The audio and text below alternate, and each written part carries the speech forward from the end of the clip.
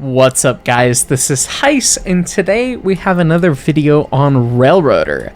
But today's video on Railroader is a very special video about Railroader.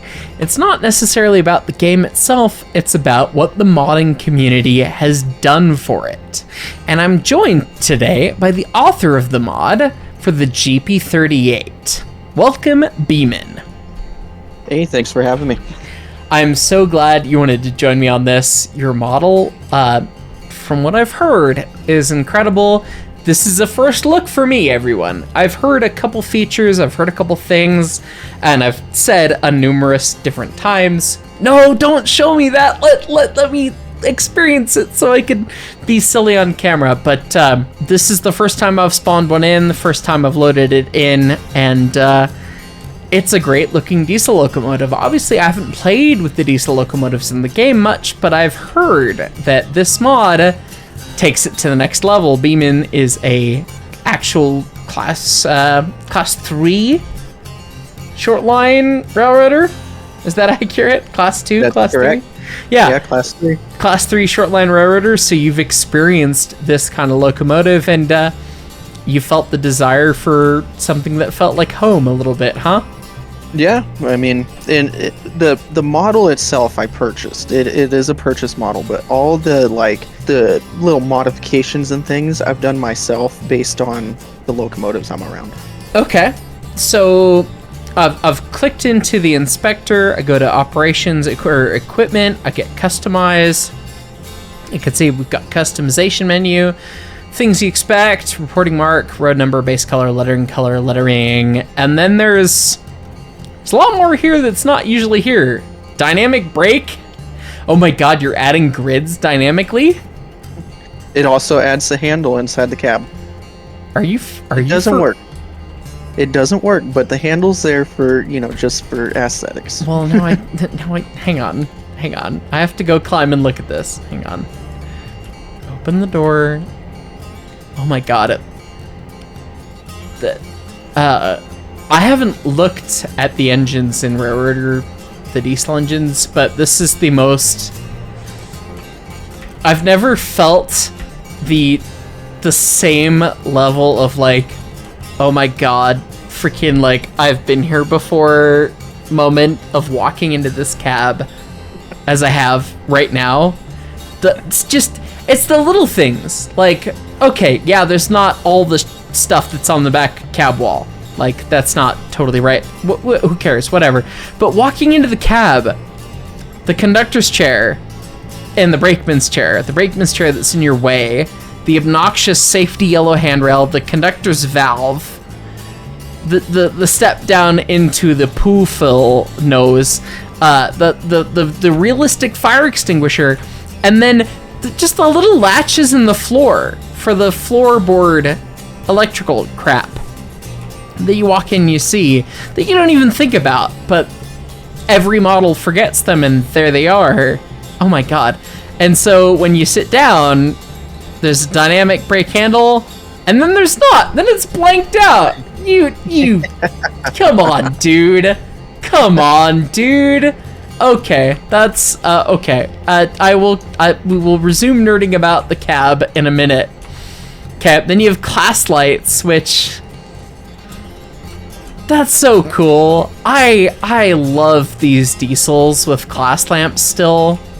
We had them at the BN, and I had a couple that still worked. I had a couple engines that still had the class lamps working. Even in I guess it was 2020, it was the last year I worked at the railroad, but still. Most of them If you look close, they're a little offset. I need to work on that a little bit. They're a little, but oh no, they're not perfect, and it's a mod. Okay. But they do work. If you click on them, you can change their aspect. Oh really? Okay. Hang on. Now I got to do that. Okay, light green. Okay, so red for the rears. Oh my god. Oh, and they're individual. Interesting. Yes. Okay, fun. Well, from a mod perspective, I get that. Okay, so we got our two rears set as red. And then I guess we are technically an extra train. So we're gonna be white. We don't need we're not green. We're not a second section. We're the only train on the Mods Are Cool railway. So oh god, that's cool. Back in Steam days, Steam engines had those. Steam engines had class lamps, and then of course you can get a plow versus not, which, oh yeah, so normally you have the plow and then you can just have the straight end sheet.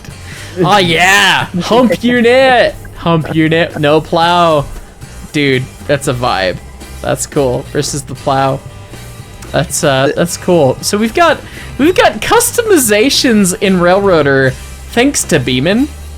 I don't. Is there any other engine game that does any of this? No, not yet. I have been talking with Green Ninja on this F7 that Daniel Gallery provided him, and right. we're gonna set that up to do the same thing. Okay, so we'll be able to customize the F7 as well, which is great and exciting. But yep. But these are all mods, and you know, there's something that I understand, like intrinsically as a person who develops games. I get the frustration and the challenge in the life cycle of development. Like, I understand how long and slow and frustrating it can be. So I don't have any hate or anything negative to say about Adam or his team or anything by saying, oh, you should have had all this stuff. It's just so cool that the community is here to say, hey, the game you made is really cool, we like it, and we want to see this, and then provide it. And that's such a cool space to have. And there's even some more stuff that we didn't even talk about. You've got different headlight selector positions. This is delightful. Oh my god, because most everything I saw at the railroad was just a high headlight. Right. Now, if you add one that has a Gyrolight, if you go inside the cab, the switch will appear on the control stand. Are you kidding me? So you added there's a gyro switch? Yes. And you modeled it and programmed it in the cab. That's correct.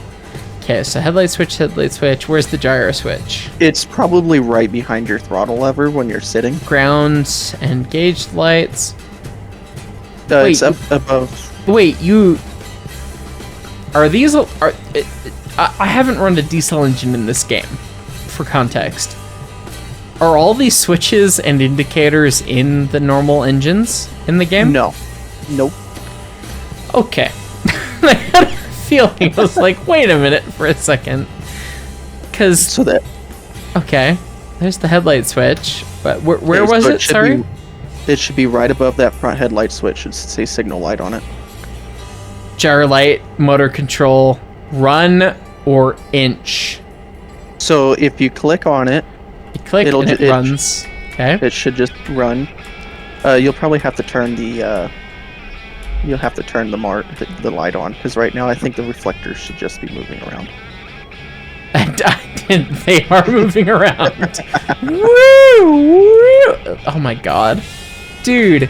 Gyrolights. I've run a diesel with Gyrolights before. It was fun. But goodness. So lights on to bright headlight. What else do we turn on?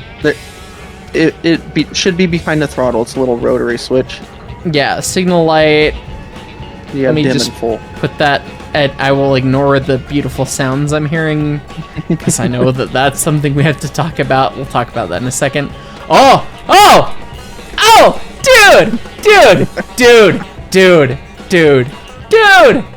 dude, come on, man. Actually lit up. Actually applying the lights. That was so when I was a young kid and I was running Steam for the first time, doing the thing, and I first had to run a diesel. We had these diesels at the Colorado Railroad Museum that ran. They were GE 54-ton narrow gauge diesels, and they were kind of like weird end cab things, and they had an extra light.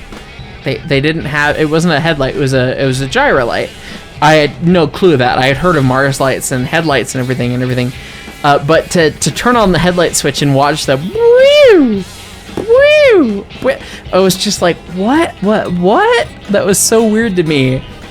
And to now see that at the end of a GP-30, which this is like standard kind of SP kind of style thing, modeled with the modeled moving lens. Come on, dude. So the other cool thing that's added in there is on that switch, you have run and then you have inch. If you shift click that switch, it'll go to inch mode, which will stop the rotation wherever you let go of the switch. Oh, you naughty man. You naughty man. All right, let me put this in neutral to get the throttle out the way, because it's easier to see that way. Okay, so Gyrolight full. And inch is there. Okay, so we do a shift click. And then just hold it to bring it around, and then you can kind of just... SP had that feature. So you could point it, yeah, wherever you wanted to. Yep. That is... Yeah, there we go. We've said that Ty, he's the one. German Spotlight SP edition. And you modeled that, dude, that as a mod for the funsies. Yep. That is amazing. Okay. So that's a simple thing. We've talked through some of the customization stuff. What else is there? What else have you done to make this locomotive be as it is? Well, there's one other customization option. If you set it to the SP version. SP version. All right. Let's take a look. See, equipment, customize. Is it the horn location, or is there a separate thing? It's a cab or the headlight. Headlight option, Southern Pacific. So Okay. that will add the Gyrolight up top like it's supposed to be, and to reactivate it, you just run the switch again.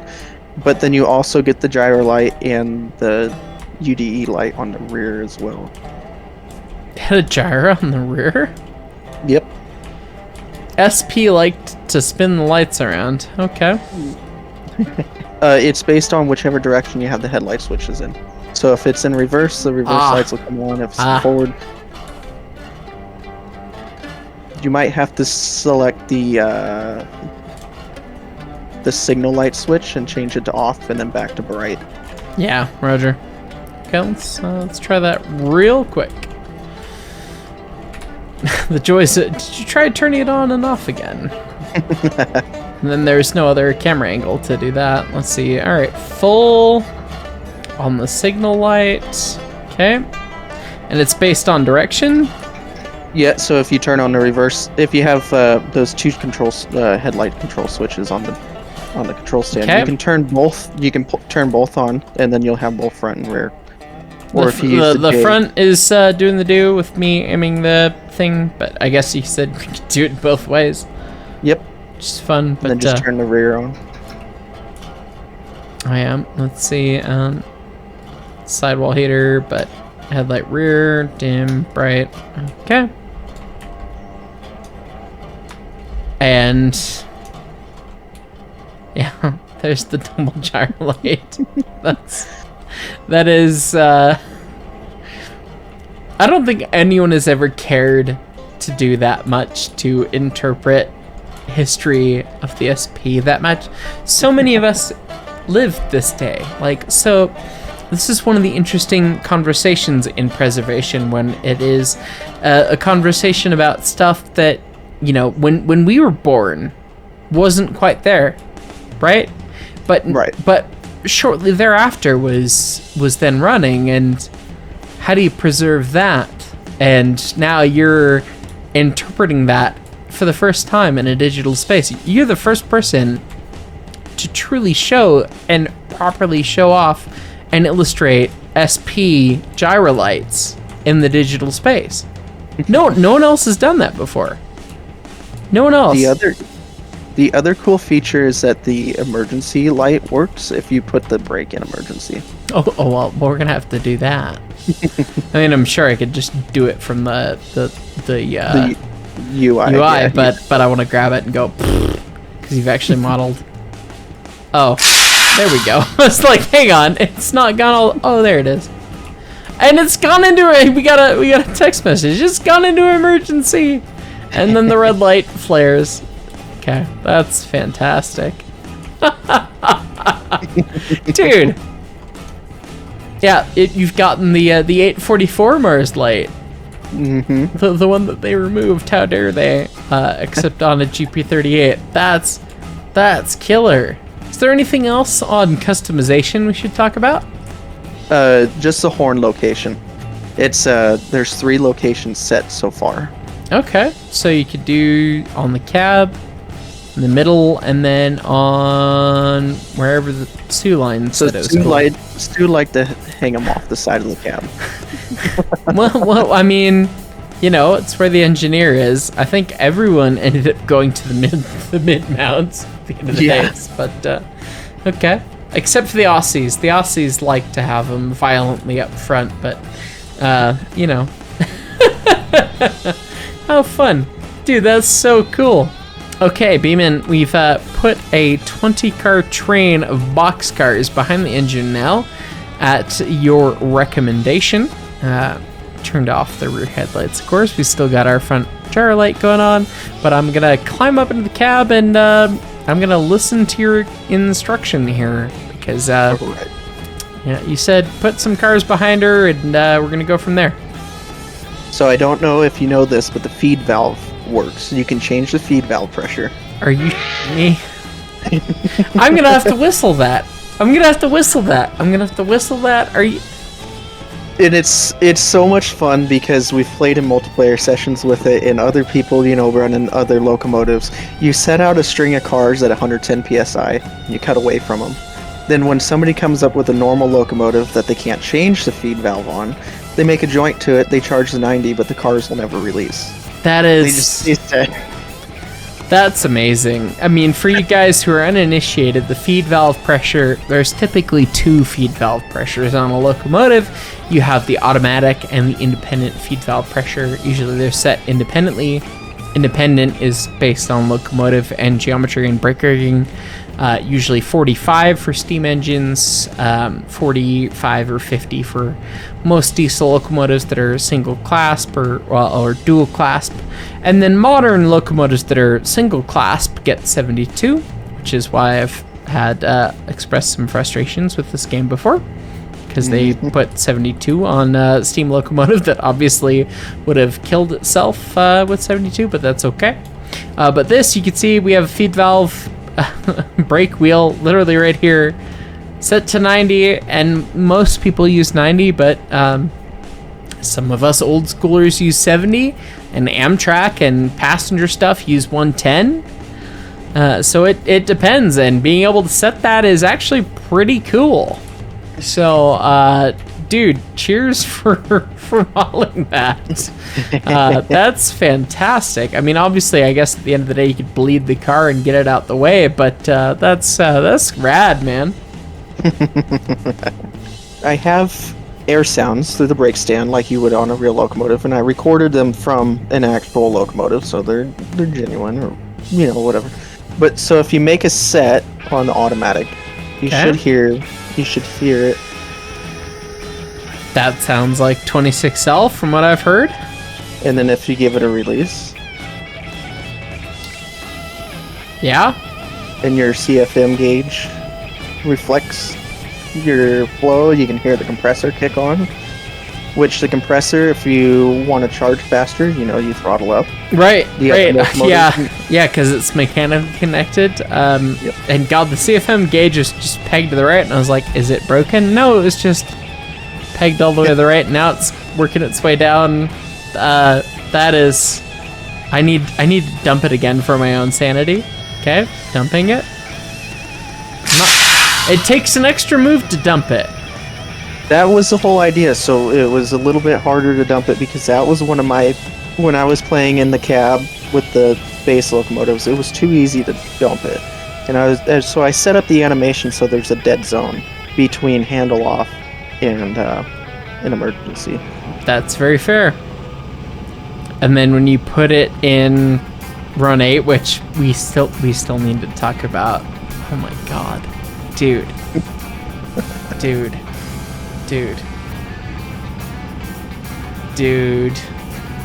Yeah, we need to talk about that. You put that in there and it runs hard. Yeah. God, this is so fun to run something that I know so well, but so differently too. Okay. Keep talking me through it. So with the way that the animations and hitboxes work in Railroader, the independent brake has been the hardest thing to do, and it still doesn't work 100%, but it does have a bail off. Okay. And it plays it. So if you go right, basically. Oh yeah, I understand the problem. It's just independent. I get the independent brake. If I run it right, it has a thing. If I keep going left, if I do successfully select it, it will bail, which is what you'd expect. But it's kind of hard to grab. But that's kind of up to the game, which is it's the whole time. Okay. Yeah, I don't want to implement my own input for the game. That just seems a little over the top. That's more than a mod should be about. That's about a game itself. And honestly, myself, I play the game entirely in second or third person and float around for a reason, because I found most of the controls in first person somewhat lacking, and that's a whole another thing that we don't even need to get into. But the fact that you've got the bail is delightful. The fact that I can't now make it bail, there we go. Was a bit of railroads things, but anyways, what's next?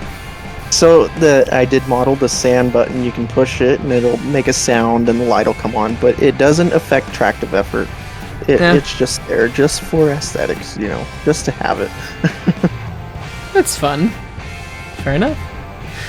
Sometimes it's the little things that make the cardboard box feel the right way, right? We're all kind of striving for the cardboard box we sat in and dreamed of as a 6-year-old. So this is just a big developed version of it at the end of the day. So right.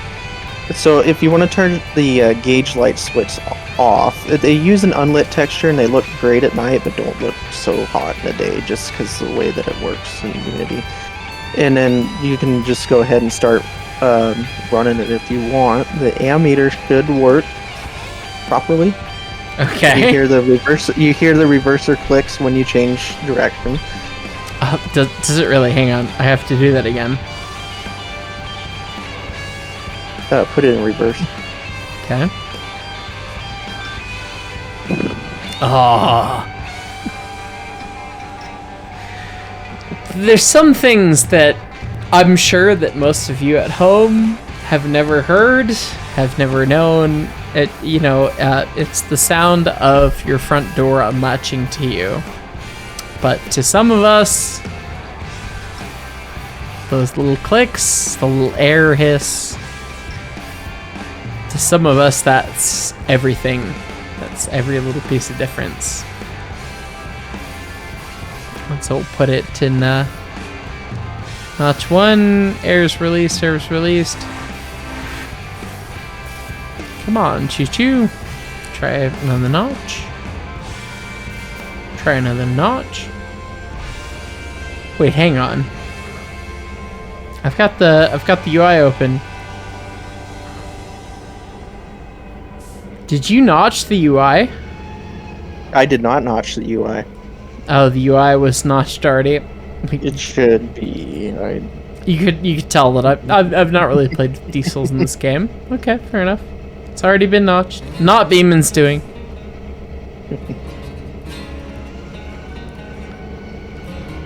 But can we talk about these sounds? Sure. So, you've got the air sound, which I recorded from an actual 26L brake. The reverser sounds were recorded from a locomotive as well, and I played with the reverser. As a guy who works on a class 3, I do everything. I do mechanical, I do maintenance away, and I'm an engineer and conductor. I mean, the whole thing. You are everything, yeah. So on the mechanical days when we were just kind of sitting around not doing anything, I was like, oh, look, let me see what it does when I change the reverser, right? And so I played with it, moved it around back and forth, and I listened to the way that the contactors and relays would drop and whatever. And so I set it up so the handle simulates that properly. So like going from forward to neutral, you just get a single click. And if you go from neutral back to forward, it'll just be a single click. But if you go from forward to reverse, you hear all the contactors and everything do their thing. And then you can go backwards, obviously. There's a traction motor audio that does play, and it's based off of amperage and speed. I was gonna say, I've heard that sound. You can hear any traction motor at idle makes a sound as it rolls along, and then of course as you step it up, it ramps up, and it's a whole thing. And you've found a way to simulate that. And are the prime mover sounds stock? The prime mover sounds are not stock. They were actually given to me by a user on Discord because I wasn't able to record them, but he had some. And so he sent me his recordings and said you can use these if you want to. They're not edited, they're just raw, so I had to go through and edit them. And dude, they are the work you guys did, the work you did with some friends. It just feels right. It sounds right. It smells it like if I could smell it, it smells right. The feeling all the way around, all the little things. Fantastic, man. Just utterly fantastic. And there's a couple other things that I have that are going on that some people may not notice, but if you play in third person, you'll notice it every once in a while. The radiator fans have a very simple temperature simulation, and it's just based on the same thing off of your amps and the total load that is being applied. The more amps you have, the faster the engine heats up, this whole idea, and then the fans will kick on. If you run the locomotive in a high notch, I think it's like notch 8 for 10-15 minutes or something like that, it'll do a little overheat simulation. A little light will come on the back wall and whatever, and it'll ring the alarm bell. But I just thought that was kind of cool to add in there. But the fans do, as you're just working the locomotive normally, as you're switching around or whatever, you'll hear them turn on and they'll spin up and they'll run for a little bit, then they'll spin down, and they'll just kind of do the thing as you're messing around. So that works as well. That is fantastic. I've been staring at them a little bit and they haven't turned on, but happenstance what we're doing, and we haven't really worked the piss out of this engine by any means. But goodness, here they now turn on as if on commands. Both of them turn on. That's fantastic, and it sounds exactly like some of the straight 38s, which is what we call them, the Jeep-38s that were not Dash 2s or Jeep-39 Dash 2s that got the turbocharging treatment. So it just sounds like a straight reed split EMD that's working its butts off. And every single throttle notch and the steps between them sound great. And that's I know how much of a work that is, and goodness, between you and the folks you know that made the sounds, just truly a tour de force. I mean, this locomotive, I've heard what the locomotives are like in Railroader, and it's so great that they added diesel locomotives, but it's kind of like this is what I would hope they would be, and I'm so happy that folks like you who are passionate are here to do it. Earlier me would have been like, why didn't they add these from the get-go? And I get it now. I so totally get it. The amount of detail that goes into doing any sim for the sake of software, is so intrinsically frustrating. So even doing some of the simple stuff that you're showing off as really cool here is a significant amount of work. And when you're the guy that makes the game and does the everything, well, you know, sometimes it's a smidge of impossible. So at the end of the day, it's great that we have a mod community to make these sorts of things. So, dude, Beeman, is there anything else that we need to see? I know there's at least one thing that we need to see, but is there anything else on your radar that we need to see for this?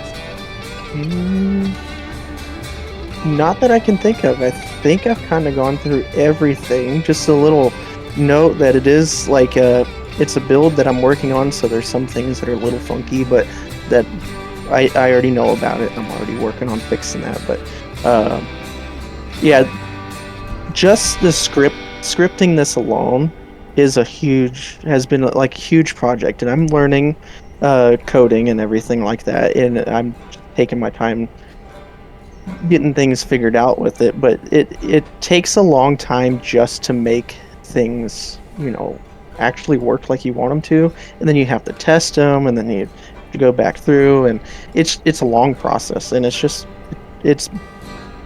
I think I've been working on this for like 6 months. it's a whole time, and everyone was wondering, like, when's the GP-38 coming out? And you finally released it, and I was like, dude, I want to spotlight this because I know how much cool crap you've done with it.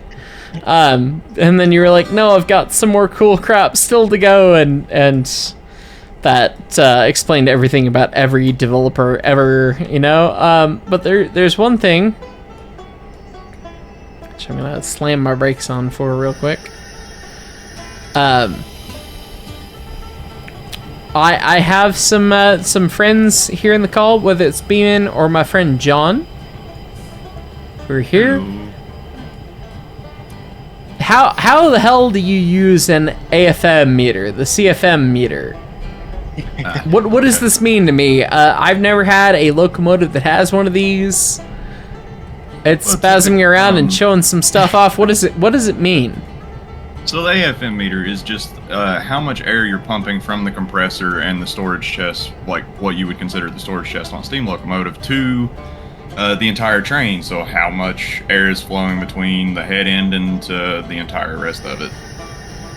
Okay, so as I set a huge set on the automatic, and then kick it off, it freaks out and jumps even past the way the gauge can even read.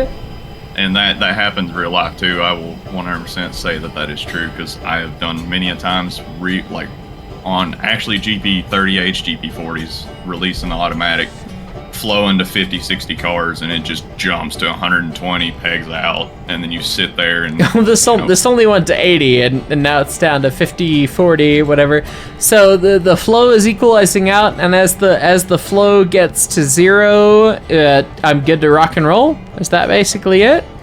Our rule of thumb is about 60, but like I said, our gauges go to 120. So yeah, as it hits 0, you're good to rock and roll. You got no leaks, you're good to go. Well, there you go. We're gonna kick it up to 8. Listen to that beautiful clapped out 645, probably E3, maybe. Yeah, I believe. Yes. 645 E3 roll into action, and oh my goodness, what a fantastic mod. The amount of details, the amount of love, the amount of care that has been put into this from modder Beeman.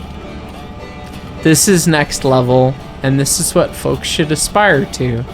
Again, I have no judgment or hatred or anything for the folks that made the game originally. Obviously, people heard my original review and were like, "Oh my god, he hates the game." No, I get it. I understand. I know what kind of goes into this, and I've talked with Adam a bunch, but goodness. If you want to talk about what would be really cool to add, and what was really cool that modders have added, this is it. Ladies and gents, thanks so much for watching. Go check out Beeman's mods. Links are down in the description. They're absolutely fantastic. Check it out. We'll catch y'all next time.